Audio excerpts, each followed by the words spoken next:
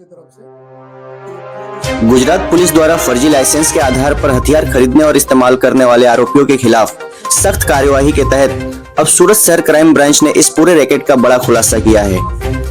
सूरत crime branch ने कार्रवाई करते हुए करीब 20 हथियार बरामद किए हैं, जिनमें छोटे और बड़े मिलाकर कुल 20 से अधिक हथियार और 93 कारतूस जब्त किए गए हैं। इस मामले में अब तक 4 आरोपियों को गिरफ्तार किया जा चुका है, जबकि 16 आरोपियों की तलाश अब भी जारी है। मिली जानकारी के मुताबिक इस रैकेट का पूरा मुख्य सूत्रधार गजानन गन हाउस का मालिक अतुल पटेल है। आरोपी अतुल पटेल के माध्यम से नागालैंड से डुप्लीकेट गन लाइसेंस बनवाए जाते थे। इन्हीं फर्जी लाइसेंस के जरिए गजानन गन हाउस से 51 हथियारों की बिक्री की गई थी। इस पूरी साजिश में कामरेज के पास रहने वाला सेला भाई बुढ़िया भी शामिल था। वही गजानन गन हाउस से हथियारों की खरीद फरोख्त करता था। सेला भाई ने हरियाणा में रहने वाले आसिफ से संपर्क किया, जो फर्जी लाइसेंस बनवाने का काम करता था। आसिफ के कहने पर आरोपियों से आधार कार्ड, पैन कार्ड और अन्य जरूरी दस्तावेज मंगवाए जाते थे, जिन्हें ब्लू डार्ट कुरियर के माध्यम से नागालैंड भेजा जाता था।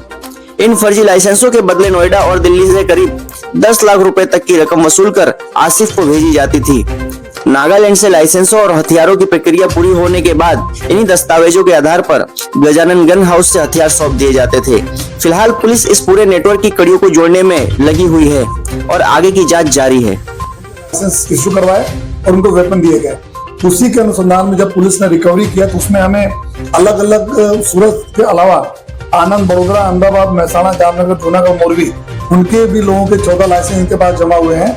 वो जमा यहाँ पे जो रिकवरी में इसलिए हमको मिले कि लाइसेंस के आधार पर जब वेपन खरीदे गए तो वेपन को उसके अंदर जो एंट्री करानी होती है, उस एंट्री कराने के लिए सारे लाइसेंसेस आसिफ को भेजे गए।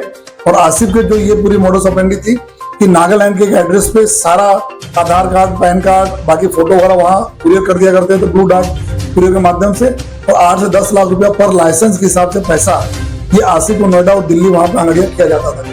उसके बाद आसिफ अपने नेटवर्क से लाइसेंस बना के फिर यहाँ पे सीधे कुरियर आता था गजानन गन हाउस में।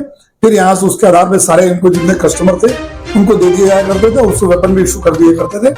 तो ये जो प्रक्रिया जो चल रही थी उसमें 20 जितना वेपन, 4 आरोपी अभी 93 कार्डिसेस हमको भी रिकवर करने में, पकड़ने में सफलता मिली है।